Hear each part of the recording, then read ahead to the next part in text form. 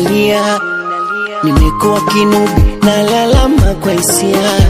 Macho yako yananisafirisha kusikofikika, nifike mapenzi yako kama doshina nimeshikika, nising'oke.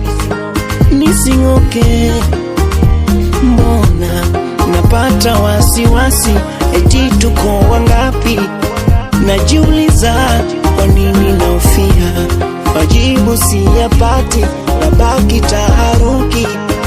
Ukienda utaniumua kama kindala ndege mikwako, oni bebe mgongoni mwako, nende na